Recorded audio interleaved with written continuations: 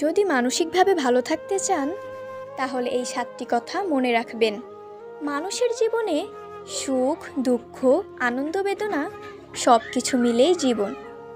কিন্তু প্রতিদিনের চাপ, ব্যস্ততা, মানুষজনের আচরণ আর নিজের ভেতরের দ্বন্দ্বের কারণে অনেক সময় আমরা মানসিকভাবে ক্লান্ত হয়ে পড়ি।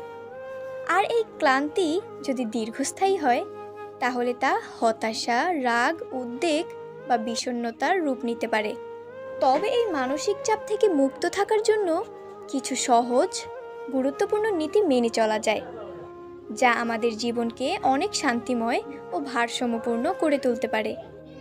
চলুন জেনে নেই সেই 7টি কথা, যা মনে রাখলে আপনি মানসিকভাবে সুস্থ, স্থির ও আনন্দিত থাকতে পারবেন।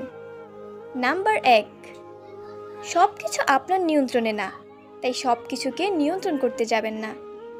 জীবনে অনেক কিছুই আছে যা আমাদের হাতে নেই, যেমন অন্যের আচরণ, আবহাওয়া, দুর্ঘটনা বা ভবিষ্যতের অনিশ্চয়তা। কিন্তু আমরা সবসময় সব কিছু নিয়ন্ত্রণে আনার চেষ্টা করি, যা আমাদের মানসিক শান্তি নষ্ট করে। আপনি যদি শুধুমাত্র যা আপনার নিয়ন্ত্রণে আছে, যেমন আপনার আচরণ, চিন্তা, প্রতিক্রিয়া, সেদিকে মনোযোগ দেন, তাহলে আপনি অনেক হালকা বোধ করবেন। নিজেকে বোঝান, আমি আমার সেরাটা দেব, বাকিটা জীবন ও সময়ের ওপর ছেড়ে দিচ্ছি। নাম্বার 2, নিজেকে ভালোবাসতে শিখুন। অন্যরা না বুঝলেও চলবে। আমরা অনেক সময় অন্যের স্বীকৃতি পাওয়ার জন্য নিজেকে ভুলে যাই, কিন্তু সবাই আপনাকে বুঝবেই এমনটা কখনো সম্ভব নয়। তাই নিজেকে ভালোবাসা, নিজের সীমাবদ্ধতাকে গ্রহণ করা, নিজের ভালো লাগাকে গুরুত্ব দেওয়া খুব জরুরি। আপনি নিজের কাছে যদি ভালো থাকেন তাহলে বাইরের নেতিবাচকতা আপনাকে সহজে নাড়া দিতে পারবে না। নাম্বার 3, সব কিছুর সময় হয়, ধৈর্য রাখুন। আমরা চাই আমাদের জীবনের সব সমস্যা আজকেই মিটে যাক, কিন্তু বাস্তবতা হলো সব কিছু সময় মতোই ঘটে। জীবনের অনেক জটিল প্রশ্নের উত্তর আপনি একদিন পাবেন, কিন্তু সেই সময় না আসা পর্যন্ত ধৈর্য রাখাই আপনার সবচেয়ে বড় শক্তি। সময়ই অনেক কিছুর সমাধান করে দেয়, আপনাকে শুধু ধৈর্য রাখতে হবে। নাম্বার 4, সব অনুভূতি প্রকাশ করতে হয় না, কিছু চুপ থাকাও শক্তি। সব সময় আমাদের যেটা মনে হয় সেটা বলে ফেলাই ভালো, এমনটা ভাবা ভুল। কখনো কখনো চুপ থাকাই শ্রেয়।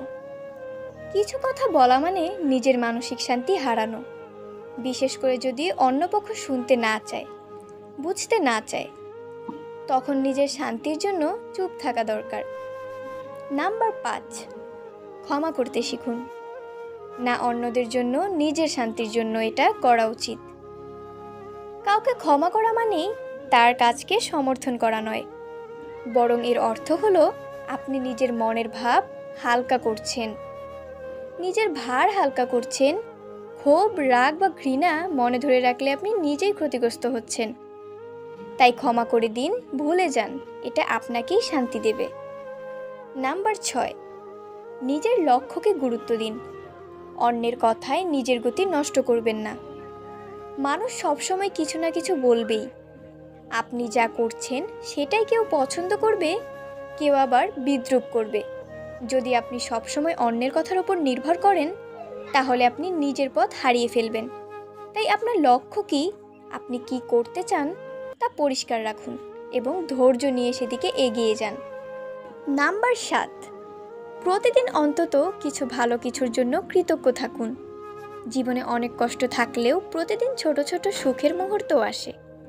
সেই সুন্দর বিকেলের আলো, চায়ের কাপ, প্রিয় কারো হাসি কিংবা নিজের অর্জনের ছোট্ট একটা ধাপ, এই ছোট আনন্দগুলো ধরে রাখা মানেই কৃতজ্ঞ থাকা।